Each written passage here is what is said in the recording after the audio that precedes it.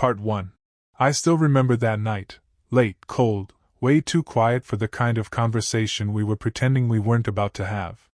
And the messed up part? We both knew we shouldn't have been there. We'd said it in 100 different ways over the past week. Let's just talk tomorrow. Or, maybe we should take a breather. Or that classic avoidant line she loved. I'm just tired, okay. But we still showed up. I parked my car under that flickering street lamp outside the cafe that had technically closed 15 minutes earlier but kept the lights on for us because the owner knew me. He gave me this look, half pity, half warning, like he could already sense something was breaking apart. She arrived a few minutes after me. When her car door shut, it sounded final. Like a door closing on a chapter, not a vehicle. She walked toward me with her hands stuffed into the pockets of that beige coat I bought her last Christmas. The one she said made her feel safe. Except that night, she looked anything but pale. Tense. Eyes darting around like she expected someone else to show up too. Not gonna lie, that was the first moment my chest tightened with something I didn't want to name, suspicion. We weren't supposed to be meeting at all. We'd had a fight earlier, something small, something stupid. Or at least, it should have been. Lately, every small thing turned into something huge. And every huge thing turned into quiet distance. She'd been pulling away for weeks, maybe months, but I'd been convincing myself it was stress, work, burnout, anything but what I was starting to fear. She reached me, forced a smile, and said, "Hey." Just that. One syllable. But it felt off. I tried to play it cool. "Didn't think you'd actually come." "I almost didn't," she said, brushing a strand of hair behind her ear, something she only did when she was nervous. "But I needed to talk." And I swear, my stomach dropped right then. We stepped around the corner to sit on the bench under the awning, the one shielded from the drizzle. The street was empty except for the hum of a distant car engine fading into the dark. It felt like the world had shrunk down to just the two of us, and whatever was waiting her voice. She wouldn't look at me. She kept staring at her hands, twisting her rings. For a second, I wondered if she was rehearsing lines in her head. Something to tell me. Something she'd been holding back. I said her name softly, hoping she'd finally meet my eyes. She flinched. That tiny movement, that was the crack. The first one I couldn't ignore anymore. And then, as she opened her mouth to speak, a phone buzzed in her coat pocket. Loud enough that both of us heard it. Loud enough to slice through the heavy air between us. She froze. Didn't move. Didn't reach for it. Just stared straight ahead. I don't know why, but in that moment, it felt like the entire night shifted. Like the ground under us tilted just enough to make everything unstable. Something was wrong. Very, very wrong. And I had no idea that the truth, whatever it was, would flip my entire life upside down in ways I wasn't even close to prepared for. Her phone kept buzzing. Not just once. Not a simple notification. It was the kind of vibration that comes in a pattern, like someone is calling again, and again, and again. She just sat there, staring into the dark street like she could will herself into disappearing. And the whole time, that phone kept tremoring against the fabric of her coat, practically screaming for attention.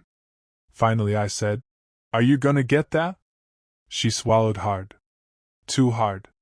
Like her throat had locked up around something she didn't want to say. "It's nobody," she whispered. Nobody. That word hit me wrong. It wasn't the first time she'd used it lately. I tried to stay calm, but my voice came out tighter than I intended. "People who are nobody don't usually blow up your phone at midnight." Her fingers wrapped around her coat, like she was physically holding it down to keep the phone from sliding out. "It's work," she said quickly. "It's just work." But she wouldn't look at me. And that's when the pit started forming in my stomach, heavy, slow, clawing its way up into my chest. Everything inside me was screaming that this wasn't just work. And I hated myself for even thinking it, but suspicion comes like rust, slow at first, then suddenly everywhere. I leaned back, watching her. She was trembling. Not dramatic, shaky trembling. No. It was subtle, like she was fighting an internal war she couldn't let me see. So you said you needed to talk? I said quietly. I'm here. Say it. She opened her mouth, and nothing came out. Her eyes shimmered, like she was about to cry, but then she clenched her jaw and forced the emotion back down. I'd never seen her fight herself like that. Not in all the years we'd been together. Finally she whispered, I don't know how to start. My heart dropped. Start with the truth, I said. Her phone buzzed again. And again. Each vibration felt like a fist pounding on the door of our relationship, trying to break it down. She squeezed her eyes shut and shook her head. I shouldn't have come tonight, she said. I shouldn't have. God, this is a mistake. A mistake? I repeated. Talking to your husband is a mistake now? She winced, actually winced, like the word husband physically hurt her. That was the moment I realized something deeper was happening. Something she had been hiding, something she was terrified to say out loud. The phone buzzed once more. And then, before I could even ask, she grabbed it, pulled it out of her pocket, and turned it face down in her palm so I couldn't see the screen. She looked at me with this desperate, haunted expression. And she whispered the 7 words that made my entire body go cold. If you see this, everything changes. My breath caught. What does that mean? I need time, she said, voice shaking. Please. Just don't push me tonight. But how was I not supposed to push when the woman I loved looked like she was hiding something that could tear our entire life apart? I reached forward to take the phone from her hand, gently but firmly. Let me see, I said. Her grip tightened. Hard. Too hard. No, she whispered. And right at that moment, the screen lit up, bright enough that a sliver of text reflected off the metal bench between us. I didn't see the whole message. But I saw just enough. A name. A very short name. One I didn't recognize. And under it, a preview of a sentence that made my blood run cold. You promised you'd tell him tonight. My heart stopped. She saw my expression change and jerked her hand back, shoving the phone into her coat like it burned her skin. That's not what it looks like, she blurted. But the problem was, it looked exactly like something I had feared for months. And the worst part? She knew it. Because she didn't deny the message. She didn't say it was wrong. She didn't say I misunderstood. She said 4 words I will never forget. Please, don't make me explain. That was the moment everything, every certainty, every assumption, every piece of safety, cracked down the middle. And I swear, even before she said the next sentence, I already knew my life was about to split open. She took a slow, broken breath. And whispered, There's something you need to know. She looked like she was about to split in half. Her eyes flicked toward the street, then to her hands, then to the ground, everywhere but my face. I could hear her breathing, uneven and too fast. It reminded me of someone standing at the edge of a cliff, preparing to jump or fall. Something I need to know, I repeated. My voice cracked. I hated that. I needed to be strong, but something inside me was already unraveling. She nodded slowly. And then she whispered, But I don't know how to tell you without hurting you. That sentence alone felt like a blade sliding under my ribs. You're already hurting me, I said. Just say it. Her mouth opened, like she was finally going to tell me everything. And then, a car door slammed somewhere down the street. She flinched so violently that I actually jumped a little. She whipped her head toward the sound like she expected someone to be watching us. Or someone to be arriving. There was no one. Just an old sedan parking crookedly across the road, probably some college kid getting home late. But the way she reacted? That fear? That hyper-awareness? It wasn't normal. She rose to her feet so fast the bench shook. I can't do this here, she muttered. Not outside. Not in public. Not where someone could see. See what? I stood up too. See us talking? Or see you? She froze. Her silence was more terrifying than any scream. I stepped toward her. She stepped back. And that broke something inside me. You're pulling away from me like I'm the enemy, I said. Why? What did I do? Her eyes filled with tears. You didn't do anything. Then what is going on? She shook her head helplessly. If I tell you, you'll never look at me the same again. That was the moment I realized she wasn't hiding something small. This wasn't a stupid misunderstanding. This wasn't a rough patch. This was something that could destroy us. She wiped her cheeks and whispered, Please, let's just go home. I'll explain there. I promise. But I shook my head. No. Whatever this is, it started right here in the dark, so let's end it right here too. She looked around one more time, as if terrified someone was listening. Then she leaned closer and whispered the first part of the truth. It's not just one secret, it's several. My whole body went numb. Several? She nodded. But the worst one, the one I've been avoiding, it's not what you think. It's not. And then, suddenly, her phone lit up again. This time, I saw the name clearly. L. That was it. Just a letter. But her reaction said everything. She went pale like snow. Please, she begged, don't read into that. It's not what you. But I cut her off. Who is L? She closed her eyes. And whispered the most ominous line yet. Not who you think, but not who I should have let into my life either. Before I could press her, her phone vibrated again. But this time, it wasn't a call. It was a photo. I saw the faint reflection of it in her screen. A blurry image. 2 silhouettes. A man and a woman, too close. She gasped and turned the phone away. I felt like the sidewalk fell out from under me. My heart hammered. My throat tightened. Everything inside me screamed. What was that photo? I demanded. She shook her head in panic. It's nothing. It's not real. It's not. Show me. She took a step back, clutching the phone like it was her last lifeline. I can't, she whispered. Because if you see it, you'll believe the worst. And then everything I've been trying to protect you from will come crashing down. I stared at her, my mind racing. Protect me from what? She saw my confusion, my fear, my anger, everything swirling together, and something in her snapped. She took a shaky breath. And said, Fine. You want the truth? Then prepare yourself. Because nothing, absolutely nothing, is what you think. She sat back down on the bench, burying her face in her hands. I hesitated, then lowered myself beside her. I wasn't sure what I was preparing for, but I had a sinking feeling it was worse than I imagined. You deserve honesty, she finally said, wiping her eyes. But once I say this, there's no going back. I'm listening, I said. She inhaled deeply. About 2 months ago, I started feeling watched.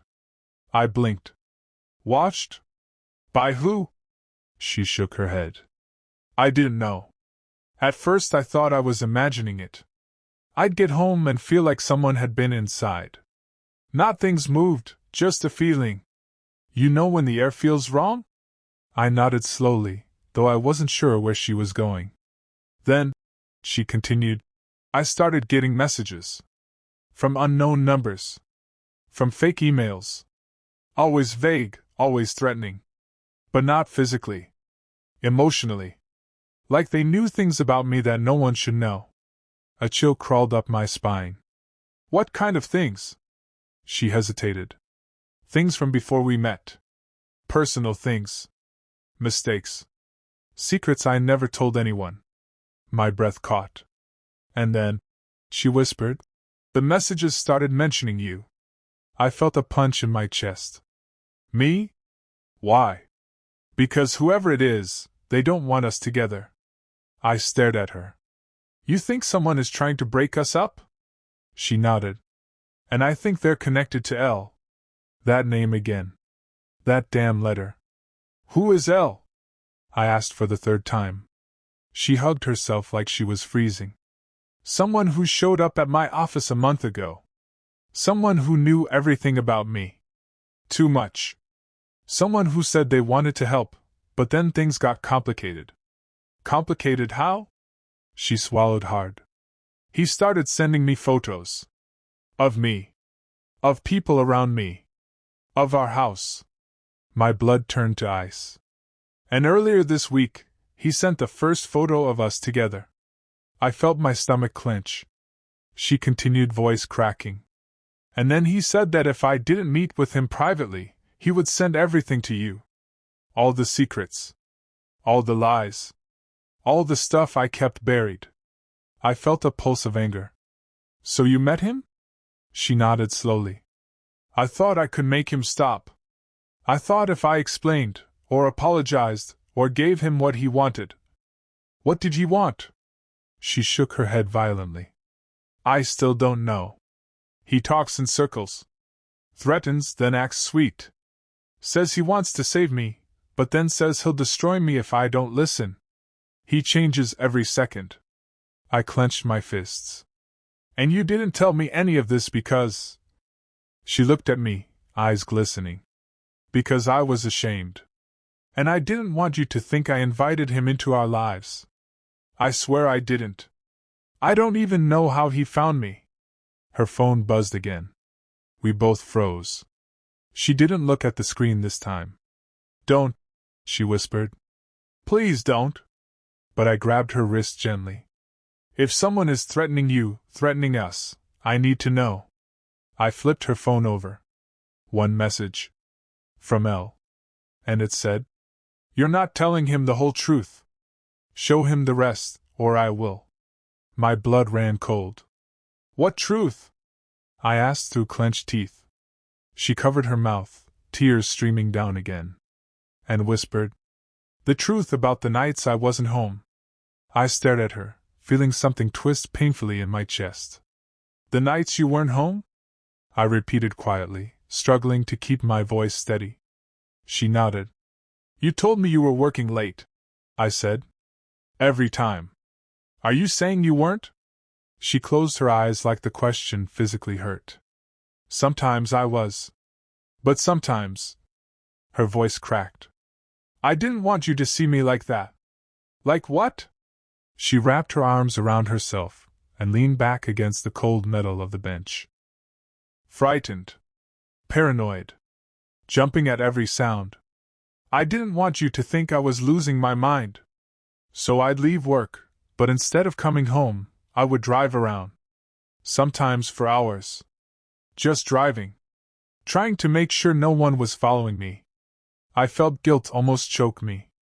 Because as much as I was suspicious, this didn't sound like cheating. It sounded like someone being hunted. And you never told me? I asked softly.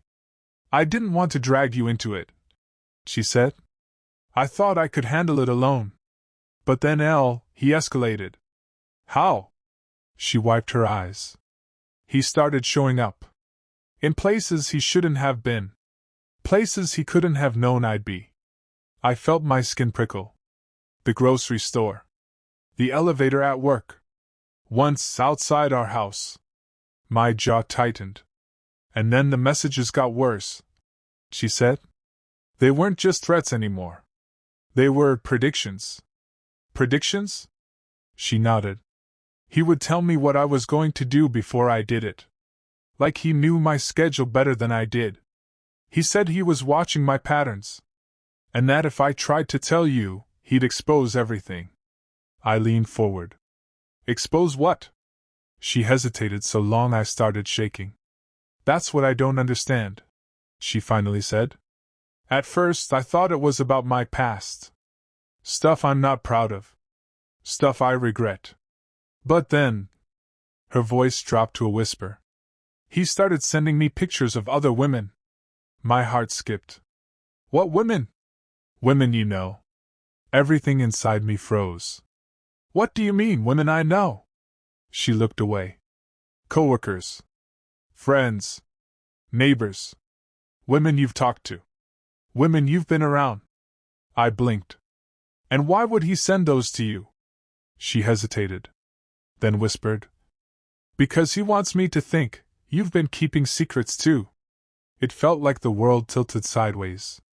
What? The word fell out of me. Why would he? Because he wants to break us, she said, choking on her own breath. He wants me paranoid. He wants me doubting everything, my sanity, my safety, you. She stood abruptly. I didn't know what was real anymore. I didn't know if he was lying, or if I was blind. I didn't want to accuse you without proof. I didn't want to be crazy. I stood too, my voice softer than I expected. So you started pulling away from me to, what? Protect yourself? She shook her head slowly. To protect you. I felt my heart shatter a little. But it got worse, she whispered. Much worse. How? She looked around the empty street again, as if Elle could be hiding in the shadows. Then she leaned in, her voice barely audible. He stopped warning me. A tremor ran through her body. And he started giving instructions. My stomach twisted. What kind of instructions? I wasn't prepared for her answer. Instructions about you. Where you go. What you say. What you should never find out. I felt like I'd been punched. She backed away, shaking her head. I tried to protect you. I tried to keep you out of it. But the more I resisted him, the more aggressive he became. And now? I whispered. She looked at me with a hollow, haunted expression. Now he says he's coming to finish what he started. Before I could process what she'd said, her phone buzzed again. She froze. So did I. A single new message. From Elle. She didn't want to look. So I did. The message read. Stop lying. He deserves the full truth. He deserves to know what you did. My throat tightened. What you did? I repeated slowly. Her face went pale. I told you, he twists things. He takes pieces of my past and... But I cut her off. What did he mean? What truth? She shook her head violently. Everything he says is designed to destroy us. You can't let him get into your head. But he already had. I hated that she saw it in my face. She grabbed my hands. I didn't cheat on you, she said suddenly, desperately. I need you to know that. Whatever he sends you, whatever pictures he takes, none of it is real. I wanted to believe her. God, I wanted to believe her more than anything. But suspicion, even undeserved suspicion, is a poison. What if he has pictures because he manipulated you into... I would never! She cried. I stepped back. She stepped forward, following me. I swear to you, she whispered, I did not betray you. I met him twice. In public places. To beg him to leave me alone. That's it. That's all. And the photos? I asked. He photoshopped some. Others he took without me knowing. He wants to make it look like there's something between us. Why you? I whispered. She swallowed. I don't know. I didn't believe that. Not fully. Nobody does all this to a random person. Nobody obsesses over someone without a reason, I said. She hesitated. And then murmured. He said I reminded him of someone he lost. A chill ran down my spine. That's it? I asked. That's the connection? She shook her head. No. He said more. But I didn't want to believe it. What did he say? She finally looked me in the eyes. And whispered. He said we'd met long before I remembered it. I blinked, confused. What does that even mean? I thought he was lying, she whispered. Or crazy. But then he described the place. The street. The exact time of year. And I couldn't deny it. My stomach dropped. So he was someone from your past? She nodded. I just didn't realize it was him. I didn't recognize the name. Or the face. I never connected the dots. And now he's stalking you? Over what, a crush? She shook her head. No. Not a crush. Her lip trembled. A promise. I felt a cold wave rush through me. What promise? I asked. But before she could answer, her phone buzzed again. Another message. This one wasn't text. It was a voice note. I pressed play. The voice that came through was calm. Too calm. Almost pleasant. Hello? The man said softly. I see you finally told him part of the story. Good. But you left out the important details.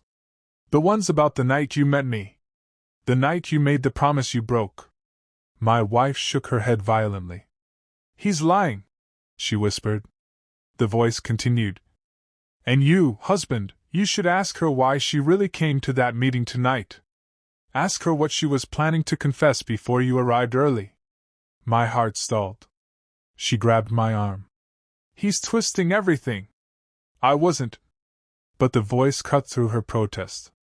Ask her where she was last Friday. Ask her why she turned off her phone. Ask her who she was with. My pulse raced. And then came the last line, the one that made my blood run cold.